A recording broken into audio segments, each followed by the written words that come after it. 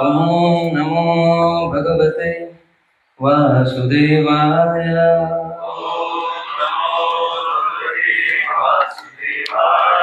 ओम नमो भगवते वासुदेवाय।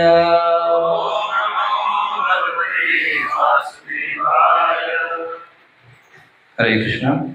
तर सगळ्यांचं स्वागत आहे आजच्या आपल्या श्रीमद भागवतम क्लासमध्ये। तर आज आपण चर्चा करणार आहोत श्रीमद भागवत स्कंद नंबर 1 अध्याय क्रमांक 2 श्लोक नंबर 15।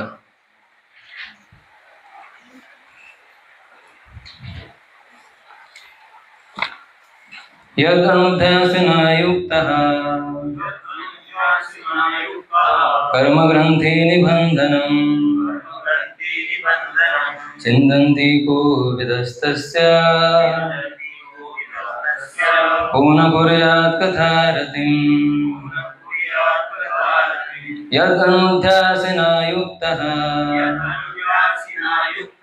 कर्मग्रन्थि निबन्धनम् चिन्तन्ति को विदास्तस्य को न कुर्यात् कथारतिम्। यदनुध्यासिना युक्तः कर्मग्रन्थि निबन्धनम् चिन्तन्ति को विदास्तस्य को न कुर्यात् कथारतिम्।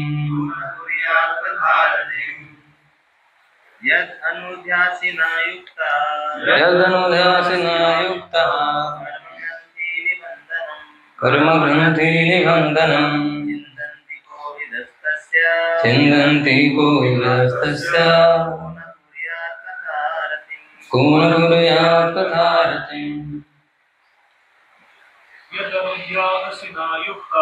यदनुध्यासिना युक्तः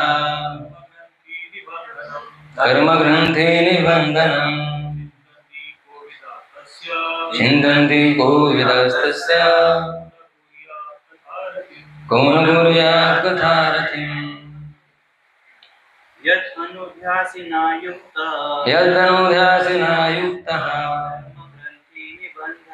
कर्मग्रन्थि निबन्धनम् चिन्तन्ति को विदास्तस्य को न कुर्यात् कथारतिम्। माताजी। यदनुध्यासिना युक्तः कर्मग्रन्थि निबन्धनम् चिन्तन्ति को विदास्तस्य को न कुर्यात् कथारतिम्। What would mean? यत ज्याच्या अनुध्या स्मरणाच्या असीना तलवारीने युक्तः सज्ज कर्मग्रंथी निबंधनम कर्मरूपी गाठीचे बंधन चिंतन्ति कापतात को विदाः बुद्धिमान तस्य त्याच्या क कोणी न नाही कुर्यात करणार कथारतिम कथेवर प्रेम। भाषांतर। बुद्धिमान मनुष्य भगवत चिंतन रूपी तलवार हातात घेऊन तिच्याद्वारे कर्मग्रंथींचे बंधन तोडून टाकतो। म्हणून भगवंताच्या लीला कथांवर प्रेम करणार नाही, त्यांचे श्रवण करणार नाही असा कोण मनुष्य आहे। तात्पर्य श्रील प्रभुपाद यांच्याद्वारे आध्यात्मिक स्फुल्लिंगांचा भौतिक तत्वांशी संपर्क झाला की एक गाठ निर्माण होते।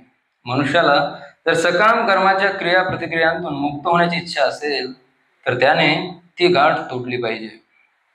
मुक्ती म्हणजे फळ उत्पन्न करणाऱ्या कर्माच्या चक्रातून सुटका करून घेणे होय। जो मनुष्य सतत भगवंतांच्या दिव्य लीलांचे स्मरण करतो त्याच्या मागून मुक्ती आपोआप येते। याचे कारण असे की भगवंतांच्या सर्व लीला त्रिगुणातीत आहेत, त्या दिव्य लीला सर्वाकर्षक आहेत। म्हणून भगवंतांच्या दिव्य लीलांशी सतत संबंध ठेवल्याने जीवाच्या बद्धावस्थेचे दिव्य अवस्थेत रूपांतर होते आणि अंतिमतः त्याची भौतिक बंधनाची गाठ सुटते। म्हणून भौतिक बंधनातून मुक्ती हे भगवंतांच्या प्रेममय सेवेचे भक्तीचे उपफळ आहे।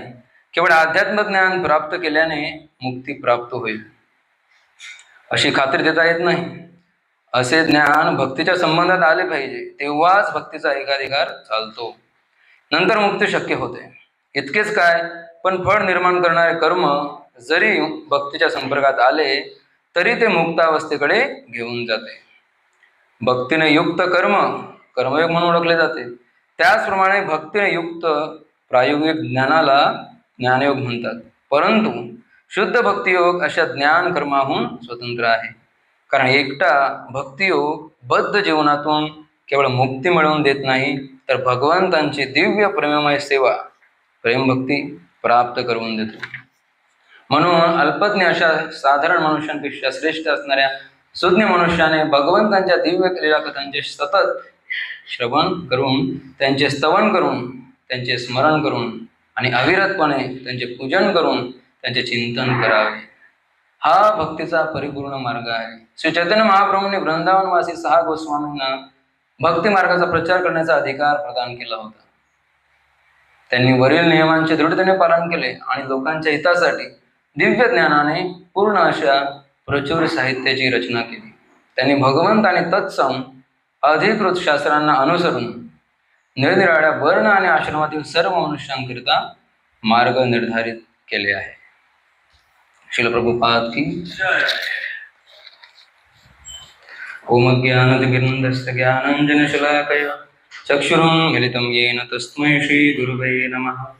श्रीचैतन्यमनोभीष्टं स्थापितं येन भूतले स्वयं रूपकदा मह्यं ददाति स्वपदान्तिकं. वन्देऽहं श्रीगुरवो श्रीयुतपदकमलं श्रीगुरो वैष्णवान्.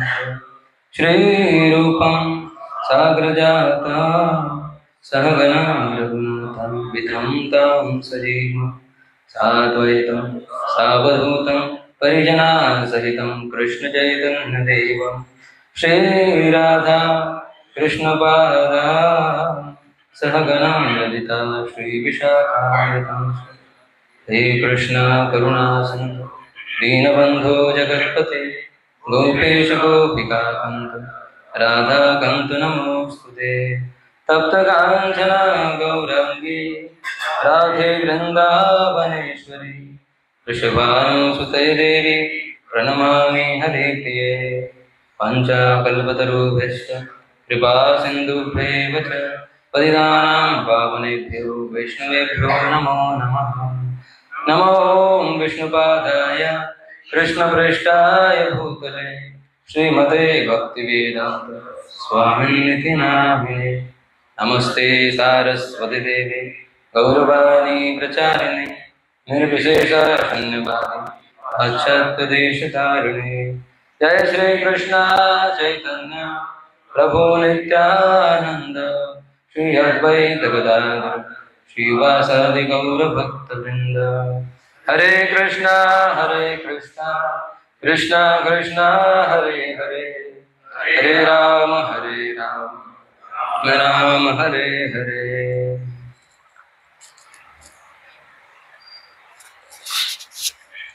हरे कृष्ण.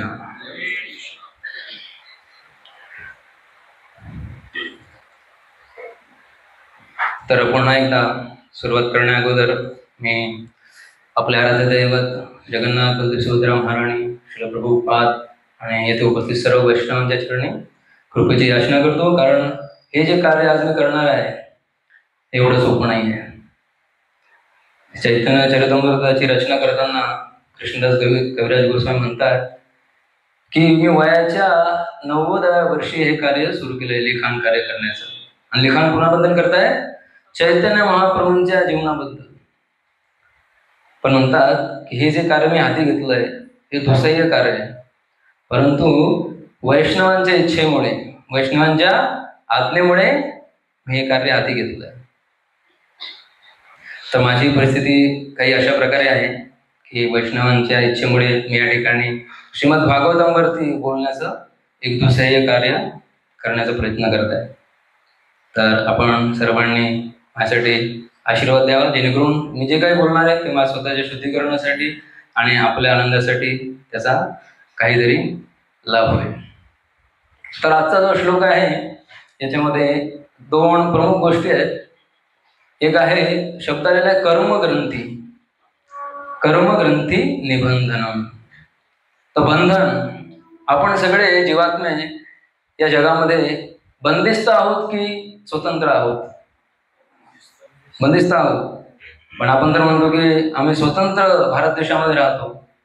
मग आपण बंदिस्त कसे?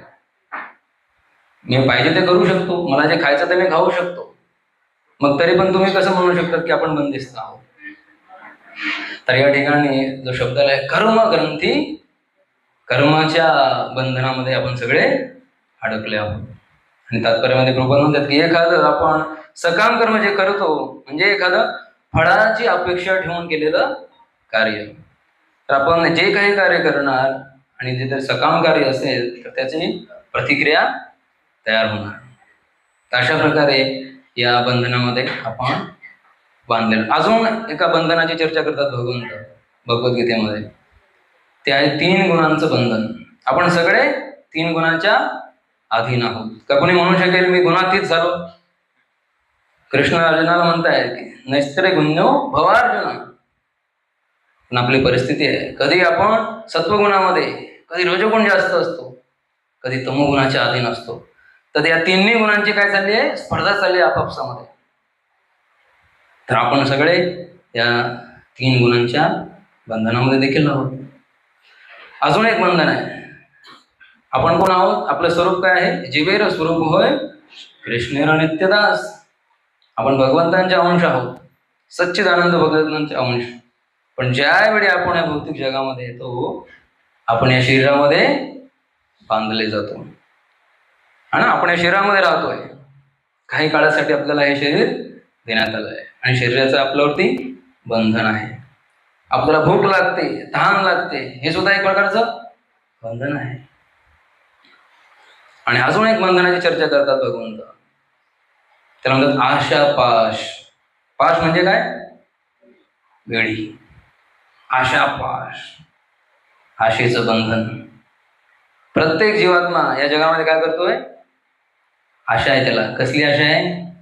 आनंदाचा प्रयत्न करतोय, पण आनंद पाहिजे तेवढा मिळत नाही. बऱ्याच वेळा आनंदासाठी केलेला प्रयत्न फसतो आणि दुःख वाटायला येतो. पण तरी सुद्धा त्याला वाटतं नाही, यावेळी मी थोड्या दुसऱ्या पद्धतीने प्रयत्न करणार आणि यावेळी मात्र सुख मला मिळणारच. तर ही जी आशा आहे की एक दिवस मला सुखाची प्राप्ती होणारच, याला म्हटलं तर आशा पाश. आणि असं म्हणतात जो या आशेच्या साखळीने बांधलेला असतो तो संपूर्ण जगभर धावत असतो. बांधला असेल तर तुम्ही एका ठिकाणी बसलं पाहिजे ना. पण आशेची साखळी अशी आहे, जो आशेच्या साखळीने बांधला गेलेला आहे तो संपूर्ण जगामध्ये सैरावैरा धावत असतो त्याच्या इच्छांची पूर्ती करण्यासाठी. आणि म्हणून या ठिकाणी प्रभुपाद म्हणतायत की कर्मग्रंथी, हे जे कर्माचं बंधन आहे तर हे बंधन तोडणं आवश्यक आहे. आणि त्यासाठी उपाय सुद्धा या ठिकाणी श्रीमद भागवतमध्ये आपल्याला या ठिकाणी सांगण्यात आलेला आहे. आणि उपाय काय आहे? भगवंतांचं स्मरण, चिंतन रूपी जी तलवार आहे तो आहे उपाय. तुम्हाला बऱ्याच जणांना अनुभव असेल, घरामध्ये जर एखादी तुम्ही काही कार्य करता किंवा तुम्ही भगवंतासाठी माळा बनवताय आणि तो जो धागा आहे त्याचं जर गुंता झाली तर बऱ्याच वेळा काय करावं लागतं आपल्याला? ती गुंता सुटते का सदासजी? नाही. आणि ती सोडवायची म्हटली तर खूप धैर्य असावं लागतं, पेशन्स असावा लागतो. आणि आपल्याकडे तेवढा पेशन्स नसतो. मग आपण काय करतो? अरे जाऊ दे, कात्री कुठे आण रे बाबा, आणि लगेच तोडून टाकतो. पण कर्माचं बंधन काढणं एवढं सोपं आहे का? कृष्ण म्हणतात भगवद्गीतेमध्ये कर्मणोपि बोधव्यम बोधव्यम च विकर्मणा अकर्मणश्च बोधव्यम गहना कर्मणो गती. कर्माचं बंधन एवढं सोपं नाहीये तोडणं. गहना कर्मणो गती. आपण आपल्या कर्मबंधनापासून किती जरी पळण्याचा प्रयत्न केला तरी आपण त्यांना चुकवू शकत नाही. तर उदाहरण दिलं तर शास्त्रांमध्ये जसं गाईचं वासरू आहे आणि समजा 100 गायी उभ्या आहेत या ठिकाणी आणि त्या वासरा जर का तुम्ही सोडलं ते बरोबर कुणाकडे जाणार? त्याच्या आईकडेच जाणार ते. चुकूनही असं होणार नाही की ते दुसऱ्या गाईकडे चालतं म्हणून नाही. तर तसे आपले कर्माची फळं असतात. ते आपल्याला शोधत शोधत बरोबर आपण कितीही प्रयत्न केला तरी आपल्या वाट्यालाच येणार. परंतु या श्लोकामध्ये तात्पर्यामध्ये प्रभुपाद म्हणतायत की जर आपण भगवंतांचं स्मरण किंवा चिंतन रूपी जी तलवार आहे त्याचा जर उपयोग केला तर आपण हे तोडू शकतो. तर चिंतन करणं खूप आवश्यक आहे. तर नीतिशास्त्रामध्ये श्लोक आहे त्यामध्ये म्हटलं आहे, चिता चिंता समाही प्रोक्ता बिंदू मात्र विशेषता. चिता आणि चिंता दोन शब्द आहेत, दोघांमध्ये फक्त एका बिंदूचा फरक आहे, चिता आणि चिंता. पण जी चिता असते, चिता तर माणसाला एक वेळा ज्यावेळी त्याचा मृत्यू होतो त्यावेळी त्याची दहन करते. परंतु जी चिंता असते ती क्षणोक्षणी आपल्याला आपलं दहन करत असते. म्हणून म्हटलंय सजीवम दहते चिंता. जोपर्यंत आपण जिवंत आहे तोपर्यंत कुठली ना कुठली चिंता आपल्याला त्रास देणारच. तर म्हणून आचार्यांनी काय सांगितलं आपल्याला, तर बाबांना चिंता करू नका, काय करा, चिंतन करा. चिंतन केलं तर ते आपल्यासाठी जास्त श्रेयस्कर आहे. तर पुढचा प्रश्न म्हणेल, चला चिंतन करायचं तर म्हणतायत बरोबर आहे, पण कुणाचं चिंतन करायला पाहिजे? चिंतन करण्यासाठी भरपूर गोष्टी आहेत. तर पद्मपुराणामध्ये एक सुंदर श्लोक आलेला आहे, त्यामध्ये म्हटलंय स्मर्तव्यम सततम विष्णू विस्मर्तव्यम न जातुज सर्व विधी निषेधासुर एतयोर एव किंकरः. म्हणतात की आपण कुणाचं स्मरण करायला पाहिजे? स्मर्तव्य सततम विष्णू, दुसरं कुणाचंही नाही. विष्णूंचं स्मरण करण्यासाठी आपल्याला सांगण्यात आलं. आणि हाच श्लोक चैतन्य चरित्रामध्ये सुद्धा आलेला आहे. तर म्हणून आपण विष्णूंचं स्मरण, कृष्णांचं स्मरण करायला शिकलं पाहिजे. तर स्मरण करणं कशावरती अवलंबून आहे ते आपण बघूया. आता आपण बघितलं की आपल्याला, आपण सगळे बांधलेलो आहोत आणि या बंधनातून मुक्त होण्याचा उपाय काय आहे? चिंतन करावं लागेल, स्मरण करावं लागेल. ते कुणाचं करावं लागेल? विष्णूंचं करावं लागेल. पण आता स्मरण क्रिया जर व्हायची असेल आपल्याकडनं तर त्यासाठी काहीतरी गोष्ट एक महत्वाची आहे, ते आहे श्रवण. स्मरणाचं मूळ आहे श्रवणामध्ये. कारण जोपर्यंत आपण भगवंतांबद्दल प्रचुर मात्रेमध्ये मुबलक प्रमाणामध्ये श्रवण करणार नाही तोपर्यंत आपल्याला स्मरण होणार नाही. भगवद्गीतेचा 7व्या अध्यायामध्ये पहिला श्लोक आहे, त्यामध्ये श्री प्रभुपाद म्हणतात तत्शृणु. श्रवण क्रिया एवढी महत्वाची काय? प्रभुपाद म्हणतात की आपले जे कान आहेत, ज्यावेळी व्यक्ती जन्माला येतो असं म्हणतात की सर्वात प्रथम आपले जे कोणता इंद्रिय जर ऍक्टिव्हेट होत असेल तो आहे कान. आणि ज्यावेळी आपण हे देह सोडून जातो त्यावेळी सुद्धा सर्वात शेवटी जो इंद्रिय डिऍक्टिव्हेट होत असेल तो कोणता? कान.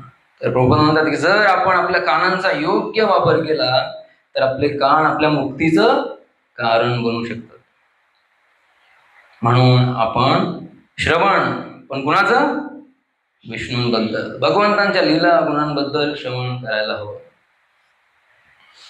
तर आपले जे 9 भक्ती आहेत, 7व्या स्कंदामध्ये प्रल्हाद महाराज वडिलांना म्हणतायत, वडील त्यांना विचारतायत शाळेमध्ये गुरुकुलामध्ये तू जातोय, सगळ्यात चांगली गोष्ट तू काय शिकलास सांग मला. आता लवकरच नरसिंह चतुर्दशी पण येईल. तर प्रल्हाद महाराजांचं उत्तर काय असतं? 9 भक्ती सांगतायत कुणासमोर? हिरण्यकशिपू, असुरवर्य देहिना, सगळ्या असुरांमध्ये जे श्रेष्ठ आहेत त्यांच्या समोर बोलतायत. आणि काय बोलतायत? 9 भक्तींबद्दल बोलतायत. श्रवणम कीर्तनम विष्णू स्मरणम पाद सेवनम अर्चनम वंदनम दास्यम साख्यम आत्म निवेदनम. तुम्ही मग सांगितलं की श्रवण करायला हवं. प्रल्हाद महाराजांनी कधी श्रवण केलं? आता प्रल्हाद महाराजांचं वय किती आहे? आणि ते कुणासमोर बोलत आहेत? हिरण्यकश्यपूंसोबत.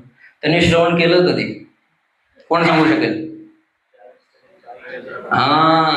आईच्या गर्भामध्ये असताना श्रवण केलेलं आहे.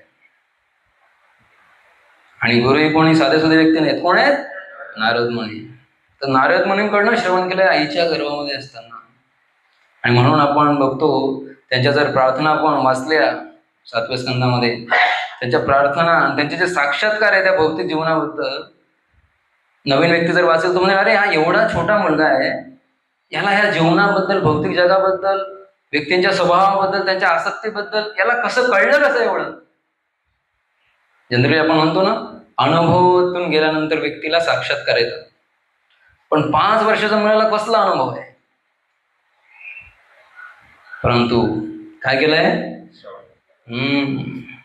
नारद मुनींकडनं श्रवण केलंय. तर एक प्रार्थनेमध्ये ते म्हणतात, तस्मात् प्रिय अप्रिय वियोग संयोग जन्म संसारिणां सकल योनिषु दह्यमानम् दुःखौषधं तदपि दुःखमतिथ्याहं भूमन् भ्रमामि वदमे तव दास्य योगम्. तर या श्लोकामध्ये प्रल्हाद महाराज काय म्हणताय? तस्मात् प्रिय अप्रिय वियोग म्हणतात. या जगामध्ये काय होतं? आपल्या पूर्वकर्मानुसार 2 जीवात्मे एकत्र येतात, पण त्यांचा काय होतो? नेहमी किती काळासाठी ते सोबत राहू शकतात? काही वर्ष. पण त्यानंतर काय? वियोग होणं हे निश्चित आहे. प्रिय अप्रिय गोष्ट, काही गोष्टी आपल्याला आवडतात, काही गोष्टी आपल्याला आवडत नाही, पण तरीही जी प्रिय गोष्ट आहे निरंतर काळासाठी आपल्यासोबत राहू शकत नाही. कितीही आपण प्रयत्न केला तरीही ते शक्य नाही. पुढे म्हणतात, संसारिणां सकल योनिषु दह्यमानम्. या जगामध्ये जेवढे काही योनी आहेत, जे युवात्मे शरीर धारण केलं वेगवेगळे, सगळे काय करताय? त्यांचा दाह होतोय. आणि दाह होतोय, मग काय करतात? उपाय शोधतायत की काय करायला पाहिजे. तर बऱ्याच वेळा काय होतं? उपाय शोधतायत की हा दाह कसा कमी होईल. परंतु त्यांचे जे तथाकथित भौतिक उपाय, त्यामुळे काय होतं? दुःखौषधम तदपि दुःखम. विचार करा, तुम्ही डॉक्टरांकडे गेलात आणि डॉक्टरांना सांगितलं, हो पोट दुखते साहेब, हा ठीक आहे, चला ही गोळी घ्या, पोट बरं होऊन जाईल. आणि तुम्ही त्यांच्या सांगितलं, तर डॉक्टरांचा विश्वास असतो ना. डॉक्टर म्हणजे काय? त्यांना भगवंताचं स्थान आपण देतो. तर डॉक्टरने सांगितलं ठीक आहे, गोळी घेतली आणि तुम्ही थोडे आराम करायला बसला. पण काय झालं? जे पोट दुखायचं कमी व्हायला हवं ते अजून दुखू लागलं. म्हणजे जो उपाय होता आपलं दुःख कमी करण्यासाठी, पण त्याचा परिणाम काय झाला? दुःख अजूनच वाढलं. तर प्रल्हाद महाराज म्हणतायत की या जगातील जे दुःख आहे ते कमी करण्यासाठी जे उपाय केले जातात जीवात्मे आपल्यासारख्या लोकांकडनं, त्याची परिणिती कशामध्ये होते? अजून दुःख वाढतं. तर म्हणून आपण या दुःखासाठी भौतिक समाधान न शोधता त्याचं आध्यात्मिक समाधान शोधायला हवं.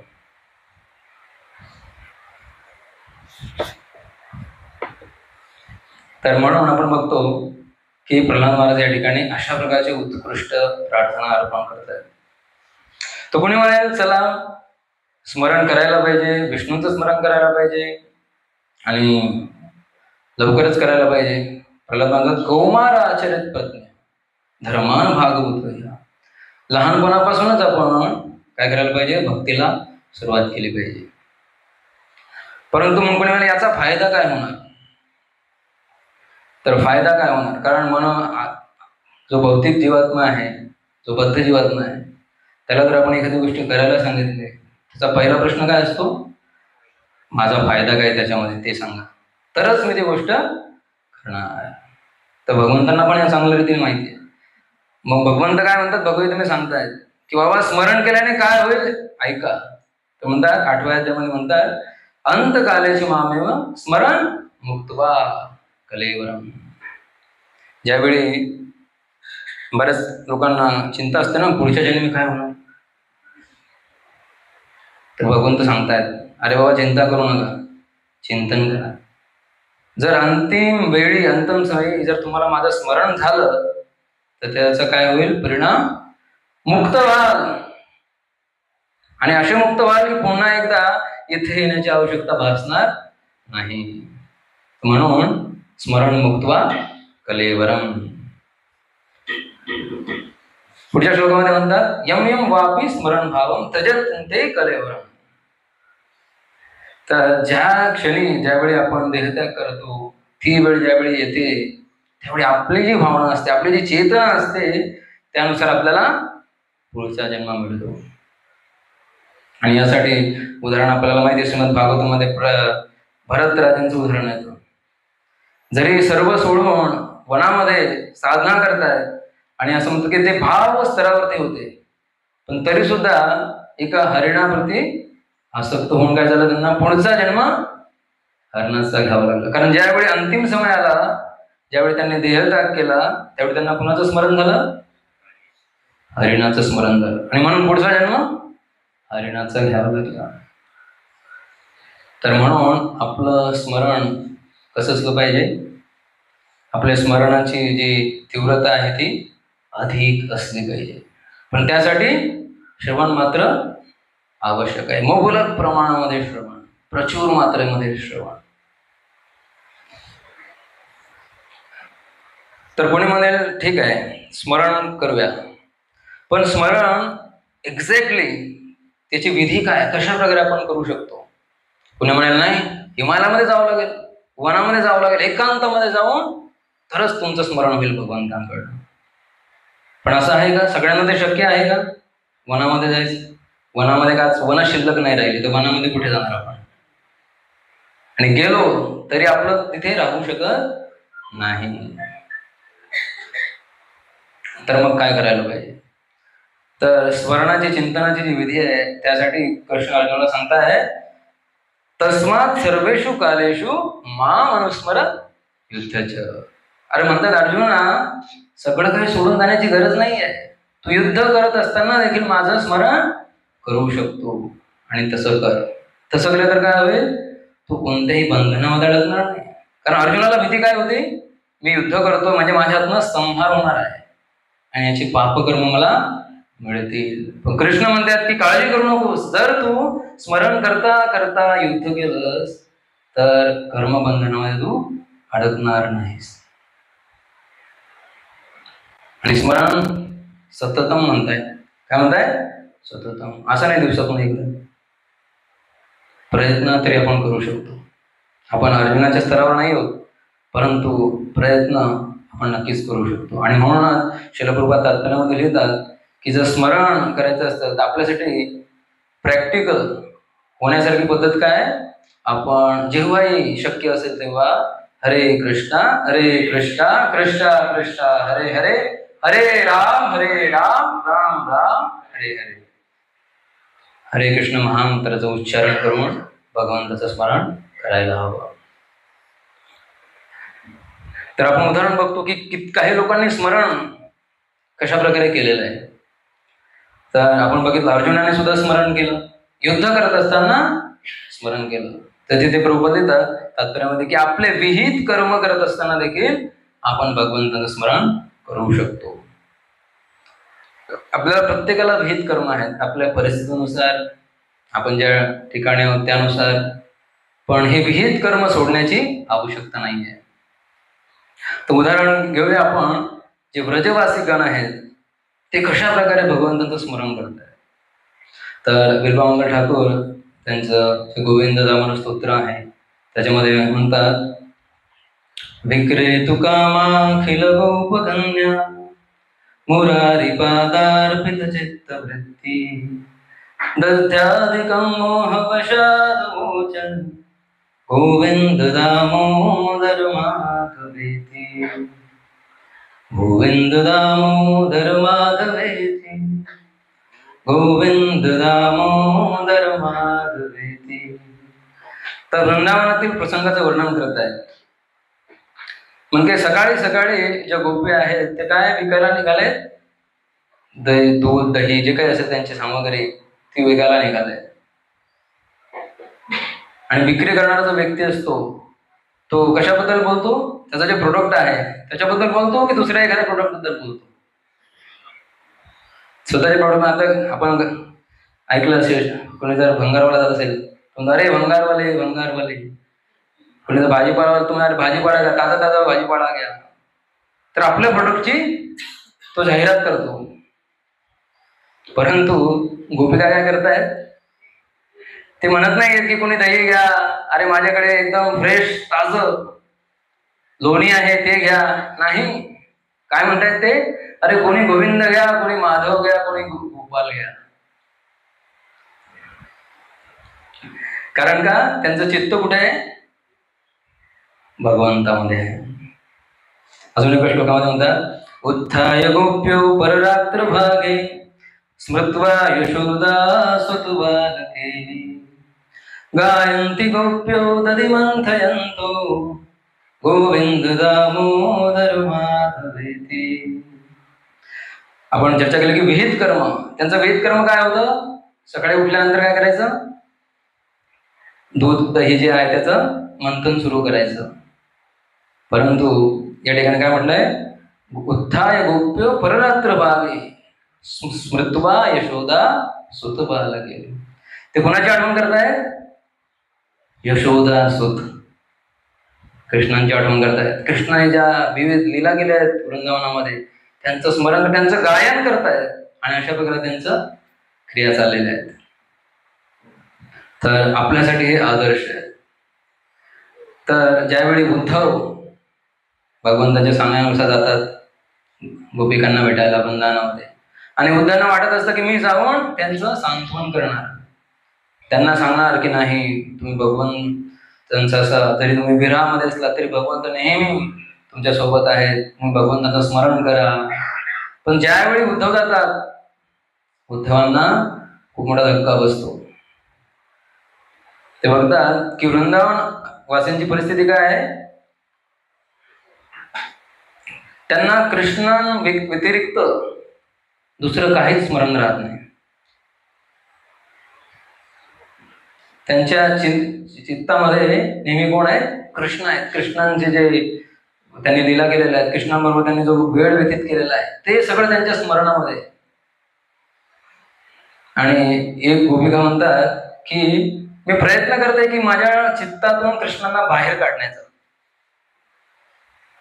त्यांची समस्या काय आहे, कृष्ण एवढे चित्तामध्ये आहेत कारण कृष्णांमुळे दुसरी कामं होत नाही आहेत, दैनंदिन क्रिया होत नाहीत. तर ती म्हणते की मला कृष्णांना चित्तातून बाहेर काढायचं आहे. आपली समस्या उलटी आहे, आपल्याला कृष्णांना चित्तामध्ये आपल्याला आणायचं आहे, आपल्याला दुसऱ्याच गोष्टी आपल्या चित्तामध्ये आहेत. तर हा आपला प्रवास आहे. आपण आज कुठे आहोत, पण आपल्याला आदर्श कोण आहेत, गोपिका. म्हणून त्यांना म्हणतात की भगवंतांच्या भक्तीमध्ये जर सर्वोच्च स्थान कोणाला दिलं असेल तर ते कोणाला आहे, गोपिकांना.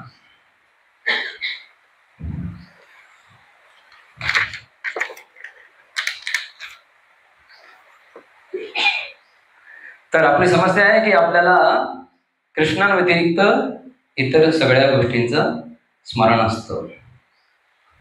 आणि म्हणून स्मरण ही जी क्रिया आहे ही आपल्यासाठी एवढी कठीण काय. शुकदेव गोस्वामी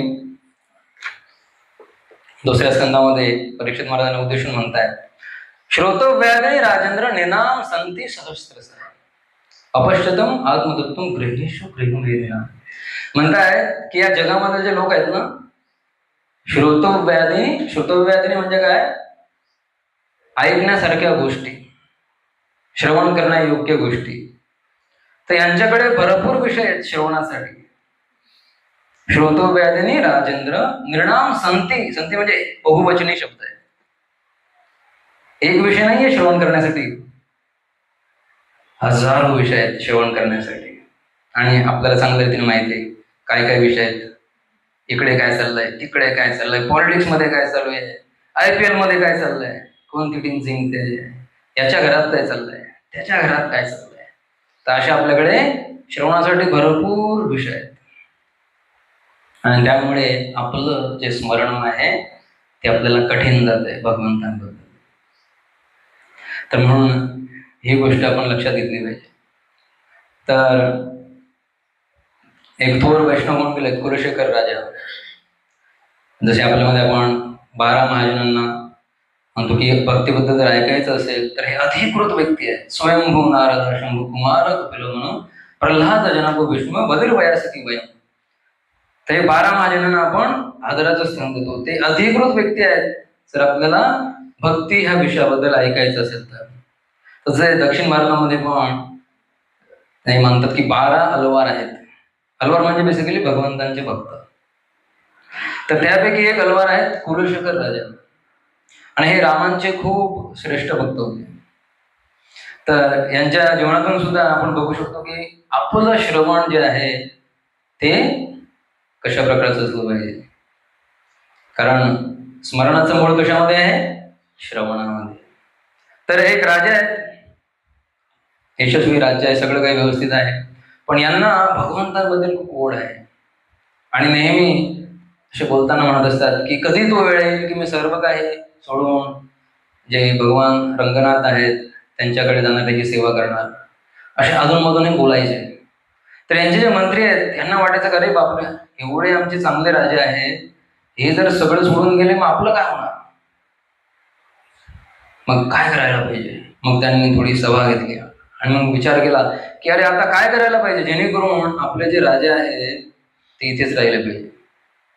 मग एक मंत्री म्हटला, हे बघा एक गोष्ट निश्चित आहे की राजे जे आहेत त्यांना वैष्णवांबद्दल खूप आदर आहे.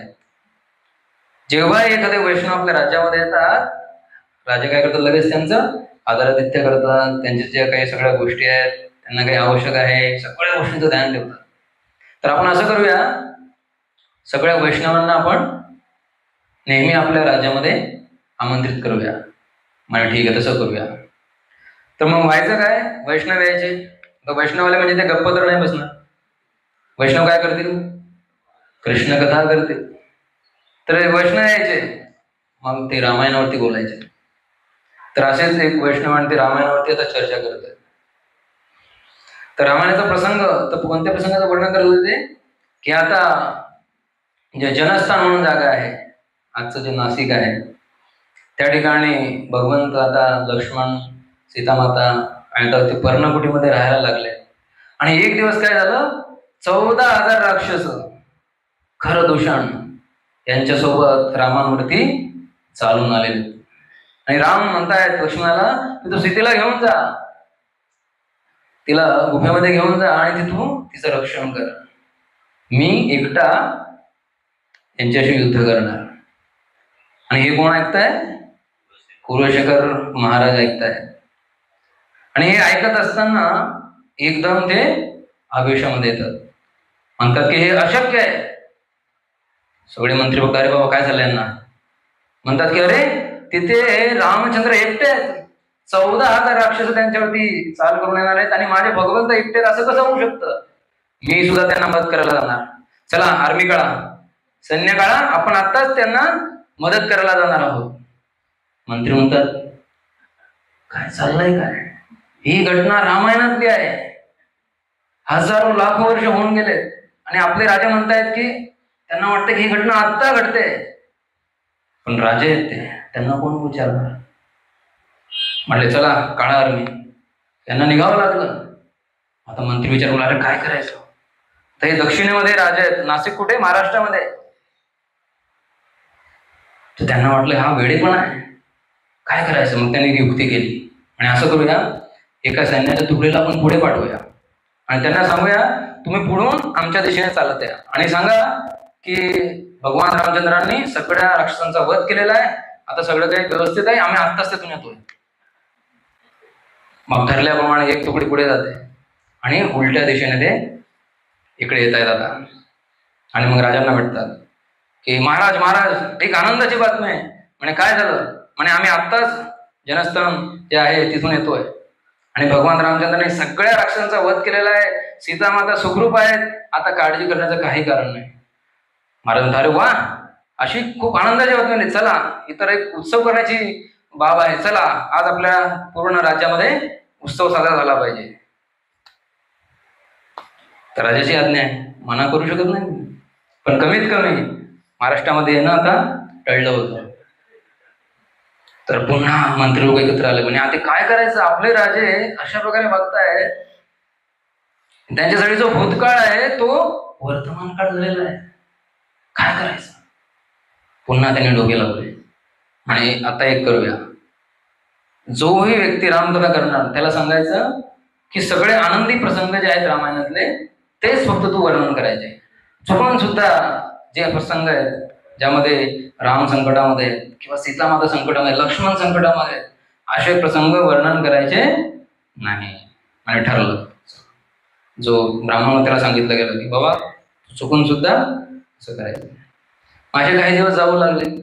एक दिवस झाला, जो ब्राह्मण होता जो नेहमी रामकथा करायचा, त्याला जायचं होतो कुठे दुसऱ्या गावी. पण त्याने सांगितलं मुलाला की बाबा रे, मी जरा चाललोय, तू आज राजाकडे जा आणि रामकथा करून ये. ठीक आहे, जातो बाबा. पण त्याला ब्राह्मण सांगायचं विसरला की चुकून सुद्धा अशा प्रसंगाचं वर्णन करू नको की जिथे राम संकटात किंवा सीतामाता संकटामध्ये. आणि हा ब्राह्मण गेला, राजा बसले, सगळे मंत्री बसले आणि याने कथेला सुरुवात केली. तर भगवंत आता पंचवटीमध्ये राहतात आणि एक दिवस त्या ठिकाणी काय झालं, रावण आला. मारीच भगवंतांना दूर घेऊन गेला. लक्ष्मणाला अपशब्द बोलून सीतामातेने त्यांच्या मदतीला पाठवलं. आता सीतामाता एकटे आहेत आणि रावणाचं आगमन झालंय त्या ठिकाणी. आणि ही कथा तो वर्णन करतोय. आणि आता काय झालं, रावण जो साधूच्या वेशामध्ये, त्याने सीतामातेचा हात पकडला आणि त्यांना जबरदस्तीने तो विमानामध्ये घेऊन आकाश मार्गाने कुठे चाललाय, लंकेला चाललाय. जसं कुलशेखर महाराजांनी ऐकलं, पुन्हा उठले. सीतामातेला रावण घेऊन चालला, सीतामातेला असं कसं करू शकतो, आणि माझे भगवंत आता लंकेला जातील आणि ते एकटे आहेत, मी त्यांना मदत करायला जाणार. चला आर्मी काढा, आपल्याला लंकेला जायचंय, आता लवकरच युद्ध होणार आहे, रामचंद्र रावणाचा वध करतील, पण मला सुद्धा त्या सेवेमध्ये सहभागी व्हायचं आहे, चला आर्मी काढा. परत सगळे मंत्रीगण टेन्शन मध्ये, अरे बापरे आता काय करायचं, राजाची आज्ञा. तर सगळे आर्मी निघाले,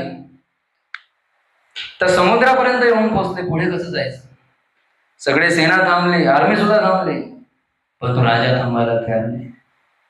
कुलशेखर महाराज पाण्यामध्ये चालले आणि सगळे मंत्रीगण विचार करतात, प्रार्थना करतात की भगवंत आता तुम्हीच सांभाळू शकता, आता ही परिस्थिती आमच्या आता पलीकडे गेलेली आहे. आणि भगवंतांनाही कळलं.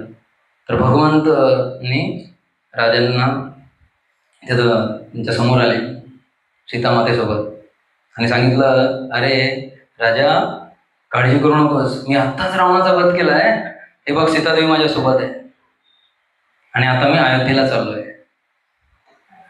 तर आशय होते कुलशेखर राजा.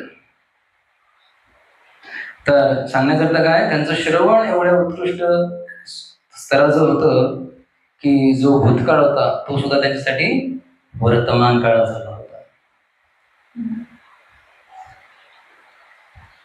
तर पुढे चालून कुलशेखर राजा खूप सुंदर प्रार्थना अर्पण करतात.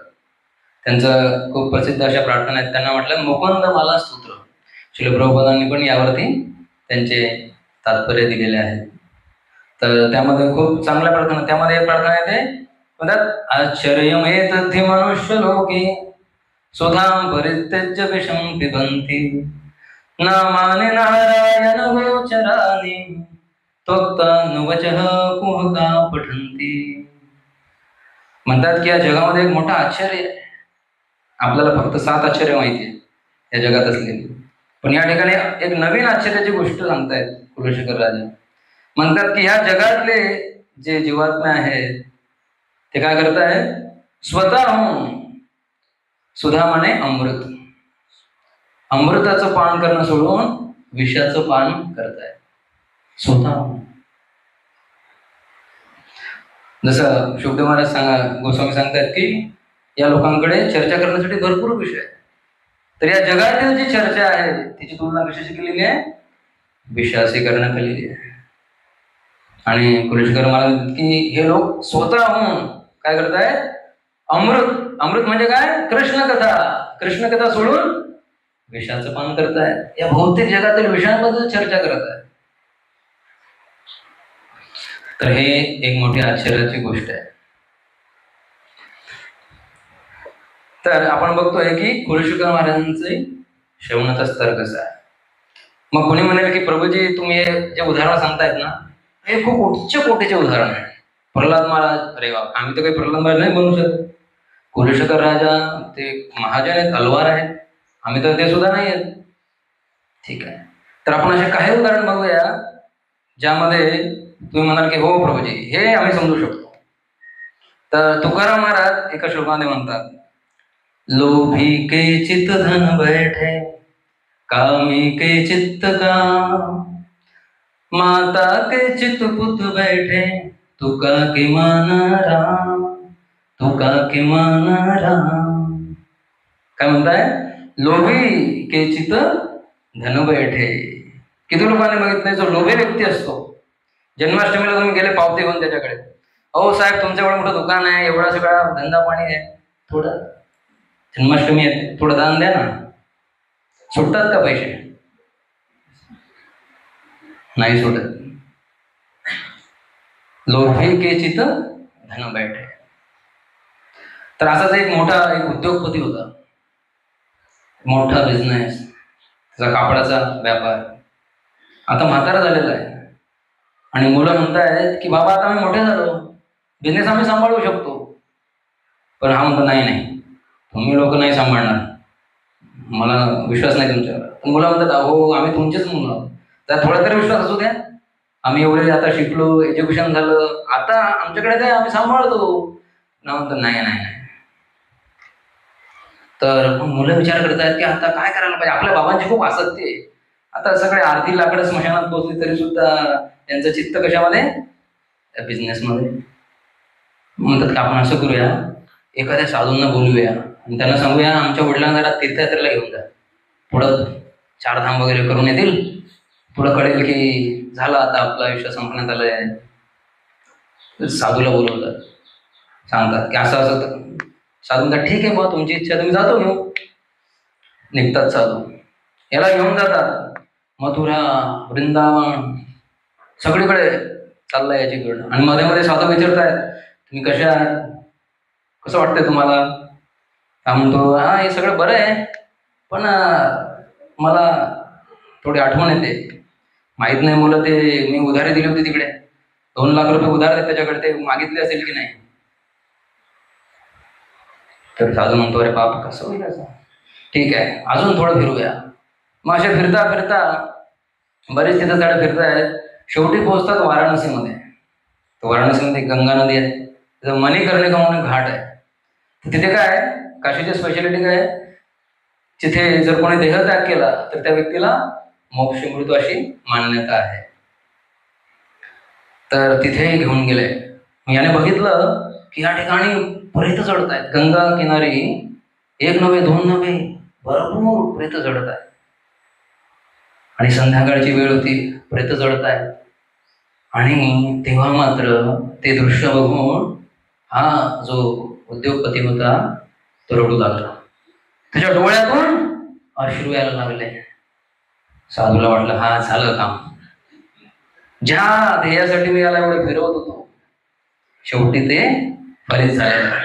साधू गेले त्याच्याकडे, त्याच्या पाठीवर हात ठेवला, अरे बाबा काय एवढा रडतोस, असू दे अजूनही वेळ गेलेली नाहीये, चिंता करू नको. तुम्हाला चिंता, तुम्ही काय बोलतायत म्हणे, तुम्ही रडतायत ना? नाही हा, म्हणजे मग तुम्हाला साक्षात्कार झाला वाटतं. म्हणजे कसला साक्षात्कार? मग तुम्ही का रडतायत? अहो म्हणे मी आयुष्यभर कापडाचा व्यापार केला, मला जर माहित असतं इथे लाकडासाठी एवढी डिमांड आहे तर मी लाकडाचा व्यापार केला असता. साधूने डोक्यावर हात मारला, म्हटलं पालथ्या गड्यावर पाणी. तुकाराम महाराज काय म्हणताय, लोभे के चित धन बैठे. तर लोभी व्यक्ती असतो, ज्या व्यक्तीने आयुष्यावर फक्त पैसा पैसाच केलाय, शेवटी त्याच्या चित्तामध्ये काय येणार? पैसाच येणार. कामी के चित्त का. तर कामीचं उदाहरण आपण बघतो रावण. रावण हा कामाचं मूर्तिमंत रूप आहे. तर रावणाची मानसिकता काय होती? कुठेही जायचा, जी गोष्ट दिसली, चांगली गोष्ट दिसली, ती माझ्यासाठी, मी भोगता. तर रावण कुठेही जगभ्रमण करायचा आणि काही चांगली गोष्ट, कोणती चांगली व्यक्ती दिसली की कुणाची परवानगी न घेता काय करायचं? पुष्पविमान दिसलं भावाकडे, भावाची परवानगी नाही घेतली, चोरीचा माल सगळा. तर रावणाने जे काही जमवलं होतं लंकेमध्ये ते काय होतं? सगळं चोरीचा माल होता. जिकडे जायचा, चांगली गोष्ट दिसली, उचलून घेऊन यायचा. तर कामी जो व्यक्ती असतो त्याच्या शेतामध्ये काय असतो? नेहमी काम, माझी इच्छा पूर्ण, ही गोष्ट माझ्या भोगाची, ती गोष्ट माझ्या भोगाची. पुढे म्हणताय माता के चित पुत बैठे. आता हे तर तुम्ही सगळं मान्य करा. असं नाही की पुरुषांच्या मनामध्ये मुलांप्रती काही त्यांना आठवण येत नाही, पण या ठिकाणी मातेचं उदाहरण देत आहे. माता के चित पुत बैठे. मुलगा कुठेही असो ते जगभरामध्ये, आई कुणाचं स्मरण करणार? मुलाचं स्मरण करणार. जरी तिला माहितीये की तू चांगल्या ठिकाणी आहे, त्याची जेवण खाण्याची सगळी व्यवस्था आहे, तरी सुद्धा आई फोनवर काय बोलणार? जेवण केलंस ना बाळा? तब्येत बरी आहे ना तुझी? माझी आई, तिला माहिती मी मंदिरामध्ये राहतो, मंदिरामध्ये सगळं काही व्यवस्था आहे, आजारी पडलं तरी व्यवस्था आहे, पण जेव्हाही फोन ठेवणार शेवटचा शब्द काय असणार? तब्येत बरी आहे ना तुझी? काळजी घे. तर याला AI मातेचं रूप आहे की आई कुठेही असली तरी ती काय करणार? चिंतन कोणाचं करणार? मुलाचं चिंतन करणार. तस तुकाराम मला म्हणताय की मला सुद्धा जसं लोभी व्यक्तीसाठी धनाचं चिंतन करणं स्वाभाविक आहे, तसं कामी व्यक्तीसाठी त्याच्या इच्छापूर्तीचं चिंतन करणं स्वाभाविक आहे, तसं आईसाठी मुलाचं चिंतन करणं स्वाभाविक आहे. मला सुद्धा तुमचं चिंतन करणं हे स्वाभाविक होऊ द्या, अशी प्रार्थना कोण करताय? तुकाराम महाराज करताय. आणि श्रील प्रभुपाद नेहमी एक श्लोक त्यांचा खूप आवडीचा होता. कुलशेखर महाराजांच्या प्रार्थनामध्ये एक श्लोक येतो, त्यामध्ये ते म्हणतात, कृष्ण त्वदीय पदपंकज पंजरांतम अद्वयमय विशतु मानसराजहंसं प्राणे प्रयाण समये कपवात भित्तो कंठावरोधन विधो स्मरणं कुतस्ते. तर हा श्लोक श्रील प्रभुपादांचा खूप प्रिय होता आणि प्रभुपाद बऱ्याच वेळा ह्या श्लोकाचं उच्चारण करायचे. तर एक साधकाची मानसिकता काय आहे ती या ठिकाणी आपल्याला दिसून येते. तर हा कुलशेखर महाराजांचा श्लोक आहे, मुकुंदमाला सूत्रामध्ये त्यांनी दिलेला आहे. तर ते प्रार्थना करत भगवंतांना म्हणताय की ज्यावेळी शेवटची वेळ, या देह सोडून जाण्याची वेळ आहे, तर कदाचित असं होईल की जे कफ वात पित्त, जे 3 धातू आहेत आपल्या शरीरामध्ये, त्यांचं काय होईल? इनबॅलन्स होईल. आणि कदाचित असं होईल की मला कफ माझ्या गळ्यामध्ये आल्यामुळे कदाचित तुमचं नाव माझ्या मुखातून निघणार नाही. आणि शेवटच्या क्षणी माणसाला किती त्रास सहन करावा लागतो. तर त्या अशा कठीण परिस्थितीमध्ये स्मरण भगवंतांचं होईल का मला? म्हणून ते म्हणतायत की जोपर्यंत माझं शरीर हे सुदृढ आहे, जोपर्यंत मी भगवंताचं नाव घेऊ शकतो, जोपर्यंत मी कथा ऐकू शकतो, या परिस्थितीमध्ये भगवंतांनी मला या जगातून घेऊन जायला पाहिजे. कारण स्मरण होणं आवश्यक आहे. कारण शेवटच्या क्षणी एवढी बिकट परिस्थिती असते. आपल्या बऱ्याच जणांनी बघितलं असेल, जो मरणासन्न व्यक्ती असतो त्याची परिस्थिती काय असते? त्याला बोलता येत नाही, त्याला काहीतरी बोलण्याची इच्छा असते, परंतु शब्द निघत नाही. तर मग अशा वेळी काय करायला पाहिजे? तर प्रभुपाद म्हणतायत ही प्रार्थना अर्पण करतायत, परंतु इथे सुद्धा आपल्याला हताश होण्याची आवश्यकता नाही. असं होणार नाही की ज्या व्यक्तीने आयुष्यभर भगवंतांचं श्रवण केलंय त्याला स्मरण होणार नाही. पण समजा यदा कदाचित असं घडलं तर काय? मी आयुष्यभर केलं, भगवंतांची भक्ती केली, पण मला माहित नाही माझी शेवटची वेळ कशी असणार आहे. कोणत्या ठिकाणी नंतर कोणत्या परिस्थितीमध्ये असणार. तर या ठिकाणी भगवंत एक आश्वासन देतात, म्हणतात यदि वातादि दोषेन मदभक्ता मां न च स्मरेत. समजा असं झालं की मरणासन्न वेळी कफवात आदी दोषांमुळे माझा भक्त माझं स्मरण करू शकला नाही, तर काय होईल. म्हणतायत यदि वातादि दोषेन मदभक्ता मां न च स्मरेत अहं स्मरामि मदभक्ता नयामि परमां गतिम्. जरी माझ्या भक्ताला माझं स्मरण झालं नाही तर मी त्याचं स्मरण करणार आणि त्याला कुठे घेऊन जाणार, भगवंतामध्ये घेऊन जाणार. तर यापेक्षा मोठा आश्वासन काय असू शकतं. भगवंत स्वतः सांगतायत की काळजी करू नका, जरी असं झालं यदा कदाचित तरी सुद्धा मी तुमचं स्मरण करणार. तर अशा प्रकारे स्मरण होणं खूप आवश्यक आहे.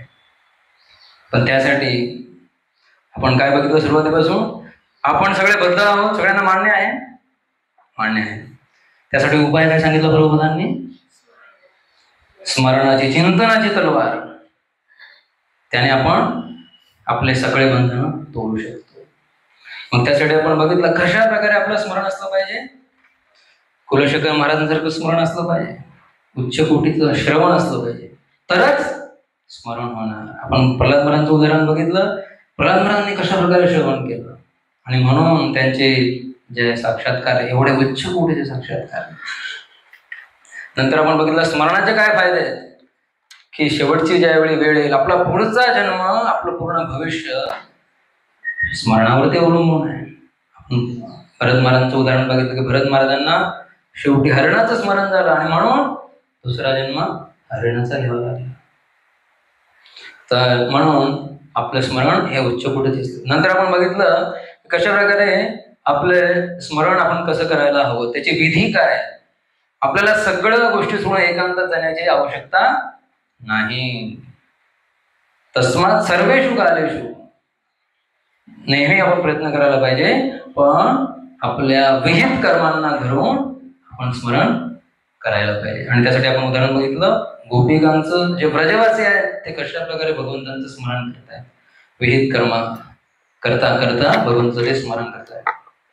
नंतर आपण बघितलं की आपलं स्मरणाची जी विधी आपल्याला कठीण का जाते, कारण आपल्या जे श्रवणाचे विषय आहेत ते भगवंतांना सोडून इतर विषय आहेत.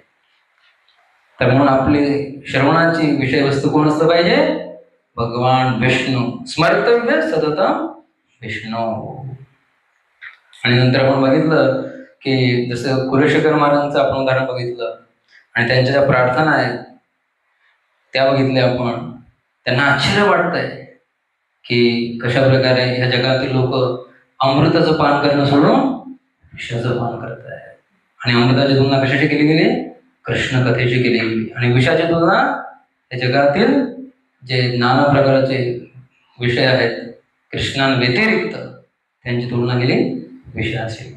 आणि मग शेवटी आपण बघितलं, समजा एवढं सगळं करून सुद्धा एकदा काय असं झालं की आपल्याला शेवटी भगवंताचं स्मरण झालं नाही तर, पण त्यासाठी सुद्धा भगवंतांनी आश्वासन आपल्याला दिलं आहे, काही हरकत नाही, मी तुझं स्मरण करेन. आणि म्हणून म्हटलं होतं की भक्त हा सगळ्यात मोठा आशावादी असला पाहिजे, कारण त्याला आश्वासन देणार कोण आहे, स्वतः भगवंत आहे आश्वासन देणार आहे. तर म्हणून जो एक भगवत भक्त आहे त्याला निराश होण्याची गरज नाही या जगामध्ये,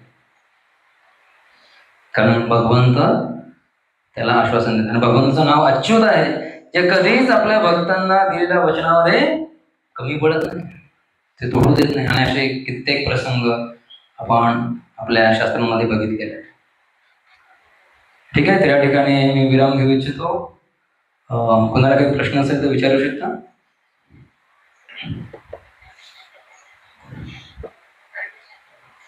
येस मॅडम.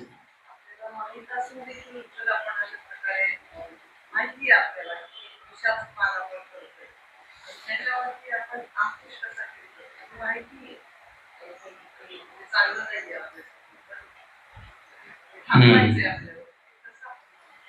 तर मग त्यांचा प्रश्न आहे की बऱ्याच वेळा आपल्याला माहिती असतं की आपण ह्या गोष्टी ऐकतो आहोत, वाचतो आहोत, हे आपल्यासाठी योग्य नाही आहेत, पण तरी सुद्धा आपण तिकडे जात असतो. तर अशा वेळेस आपण त्यावरती अंकुश कसा लावायला पाहिजे?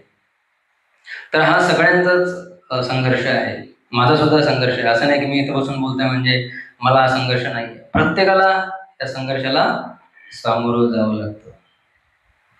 तर अशा वेळी आपण काय करू शकतो? आपण त्या स्तरावर नाही आहोत, आपल्याला माहिती आहे, पण तरी सुद्धा आपण प्रयत्नशील जर राहिलो की ठीक आहे, आपल्याकडनं अशा अपेक्षा भगवंत करत नाही तुम्ही आत्ताच गोपिकांच्या स्तरावर या, नाही अशा अपेक्षा नाही करत. पण आपण जाणीवपूर्वक काय असलं पाहिजे, प्रयत्नशील असलं पाहिजे. ठीक आहे. आणि जर आपल्याला बऱ्याच वेळा आपण काय करू शकतो, आपल्याला माहिती असतं की ह्या पर्टिक्युलर परिस्थितीमध्ये आपण गेलो तर काय होईल, आपला पाय घसरणार. तर आपण थोडं जाणीवपूर्वक अशा परिस्थितीपासून, अशा लोकांपासून दूर राहायला पाहिजे. आणि आपल्याला माहिती असतं की आपले हे अमुक टमुक 4 मित्र आहेत, यांच्यासोबत जर आपण गेलो आपल्याला माहिती आहे काय चर्चा करतात, तर आपण जाणीवपूर्वक तिथून, किंवा जर तुमच्यामध्ये क्षमता असेल तर तिथे जाऊन त्यांचा बोलण्याचा विषय बदलायला पाहिजे. आपण त्यांना कृष्ण कथा करण्यामध्ये लावायला पाहिजे. पण जर तशी आपली क्षमता नसेल, आपण तिथून युटर्न घेऊन कुठे गेलं पाहिजे, भक्तांच्या संघामध्ये गेलं पाहिजे. तसं ते कबड्डीमध्ये असतं ना, कबड्डीमध्ये व्यक्ती कबड्डी करत करत जातो, पण त्याचा उद्देश काय असतो, जायचं, आपलं काम करायचं आणि परत आपल्या बाउंड्रीमध्ये, सेफ बाउंड्रीमध्ये. सो अति आत्मविश्वास असतो. तो काय करतो, त्याला वाटतं मी जाणार आणि सगळ्यांना एकटा घेऊन येणार. बऱ्याच वेळा आपल्याला पण असा विश्वास असतो, अरे नाही प्रभू 10 वर्ष झाले मध्ये, आता 16 माळा जप करतोय, भागवतम वाचून झालं, भक्तिशास्त्री झाला, माहिती आता भक्ती वैभव पण करायचं आहे. काय नाही मला, मी नियंत्रण करून स्वतःवरती नियंत्रण आहे माझं. पण जसं जर तो कबड्डीचा जो खेळाडू आहे त्याला जर अति आत्मविश्वास असेल तर काय होईल, त्याला समोरच्या पार्टीवाले पकडून तिथेच ठेवतील. पण जो बुद्धिमान व्यक्ती आहे, या श्लोकामध्ये कोविदा शब्द आला होता. कोविदा म्हणजे काय, बुद्धिमान व्यक्ती. तो काय करणार, त्याला माहिती आहे आपलं काम करायचं आणि परत आपल्या बाउंड्रीमध्ये यायचं. तसं आपण करू शकतो. आपल्याला बाहेरच्या जगामध्ये जावंच लागेल, आपण असं म्हणू शकत नाही ऑफिसमध्ये सगळ्या बघताय उद्यापासून ऑफिस बंद, नाही, ते शक्य नाही, प्रॅक्टिकल नाही. जावं लागेल, पण जायचं, आपलं काम करायचं आणि परत कुठे, भक्तांच्या संघामध्ये. कारण भक्ताच्या संघामध्ये असलं तर आपण सुरक्षित. तर हे आपण प्रयत्न करू शकतो.